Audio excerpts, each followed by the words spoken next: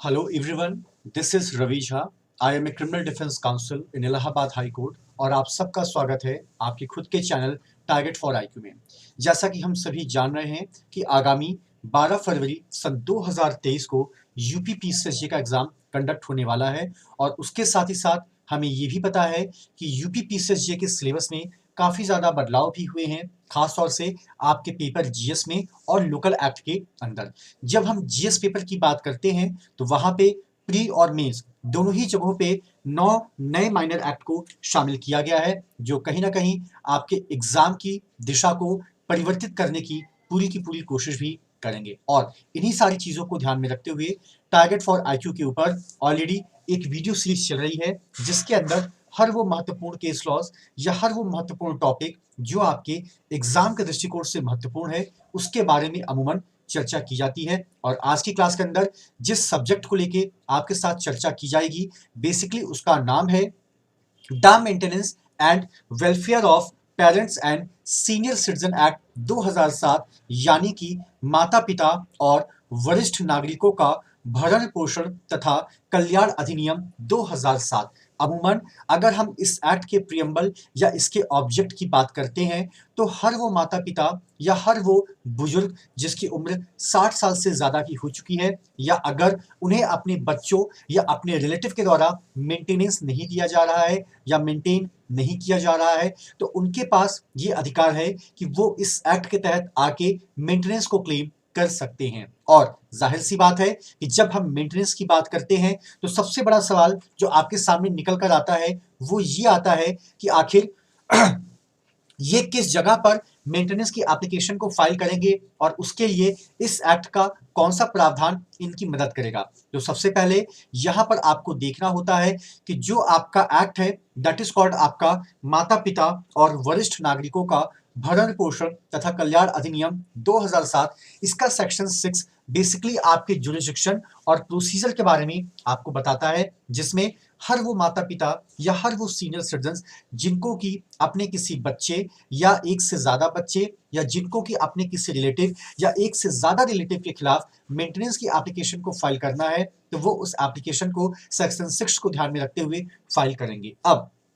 यहां पर इनके पास काफी सारे विकल्प दिए गए हैं। या तो ये हो सकता है कि जहां पर ये वर्तमान में मूल रूप से रहते हैं उस जगह पर भी ये फाइल कर सकते हैं, या तो इनके पास विकल्प है कि जिस जगह पर अंतिम समय ये अपने बच्चों या रिलेटिव के साथ थे उस जगह पर भी फाइल कर सकते हैं, और या तो जिस जगह पर वर्तमान में इनके बच्चे या इनके सगे संबंधी रहते हैं जिनसे कि इनको मेंटेनेंस क्लेम करना है, ये उस जगह पर भी एप्लीकेशन को फाइल कर सकते हैं। तो कुल मिला के अगर मैं आपसे ये कहता हूं कि इस एक्ट के अंदर उनके पास 3 विकल्प दिए गए हैं, तो ये कहना बिल्कुल भी गलत नहीं होगा। जाहिर सी बात है कि जब ये एप्लीकेशन को फाइल करेंगे तो किसी मेंटेनेंस ट्रिब्यूनल के सामने ही फाइल करेंगे, और ये उस ट्रिब्यूनल की जिम्मेदारी होती है कि आमतौर पे जिस भी व्यक्ति के खिलाफ उस एप्लीकेशन को फाइल किया गया है उनके रिगार्डिंग एक प्रोसेस की शुरुआत की जाए, ताकि उनके रिलेटिव हो या उनके बच्चे हो उनको उस पर्टिकुलर डेट और टाइम पे ट्रिब्यूनल के सामने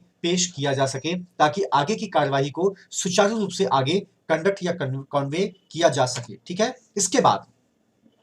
अब सवाल यहां पर यह आता है कि इवन दो ये पूरा का पूरा जो आपका प्रोसीजर है एक ट्रिब्यूनल के सामने चलता है, लेकिन अब सवाल यह है कि जो ट्रिब्यूनल के जो प्रिसाइडिंग ऑफिसर्स होते हैं उनके पास पावर कौन सी होती है। तो सीआरपीसी के तहत जो पावर एक जुडिशियल मजिस्ट्रेट फर्स्ट क्लास की होती है वही सेम पावर इनके पास भी होती है। जिस तरीके से सीआरपीसी में आमतौर पे जो अक्यूज्ड होते हैं उनकी मौजूदगी में एविडेंस को लिया जाता है, उसी तरीके से यहाँ पर भी जिन बच्चों या जिन रिलेटिव के अगेंस्ट आपने एप्लीकेशन फाइल की है उनकी मौजूदगी में ही आमतौर पे एविडेंस को कोर्ट के अंदर शामिल किया जाएगा। इसके अलावा ट्रिब्यूनल के पास एक और विकल्प है कि लेट सपोज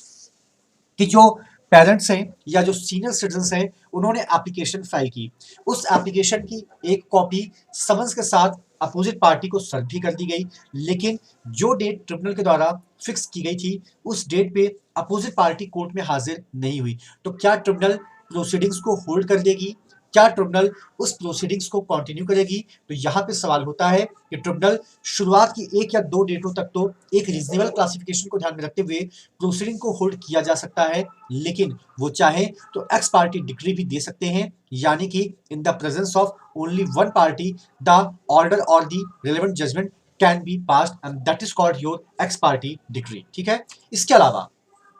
कई बार परिस्थितियां ऐसी भी आती हैं कि अमूमन जिनके अगेंस्ट आप मेंटेनेंस की एप्लीकेशन फाइल करना चाह रहे हैं वो भारत से बाहर रहते हैं या वो भारत से बाहर जा चुके हैं, तो क्या वहां पर भी ये एक्ट आपका काम करेगा? तो बेसिकली जो गवर्नमेंट ऑफ इंडिया है इनके बहुत सारे ऐसे क्लासिफिकेशंस हैं या इनके कॉन्टैक्ट हैं या ऑलरेडी उस मुल्क में हमारी फॉरेन एम्बेसीज होती हैं जिनके माध्यम से ट्रिब्यूनल के नोटिस को एक समन्स के रूप में उस कंट्री में भी सर्व करवाया जा सकता है। ये बात अलग है कि वहां पर जो सर्विंग होगी वो through the office of the central government के द्वारा ही एग्जीक्यूट की जाती है। लेकिन यहाँ पर एक बात आपको ध्यान देने की जरूरत और भी है कि जब कभी भी ट्रिब्यूनल के सामने ऐसे मामलों को पेश किया जाता है या उनके सामने इससे संबंधित कोई भी एप्लीकेशन आती है तो सबसे पहले वो क्या करते हैं, पार्टीज को और इस मैटर को कंसिलेशन ऑफिसर को रेफर कर देते हैं इस उम्मीद के साथ कि क्या पता कंसिलेशन के माध्यम से इस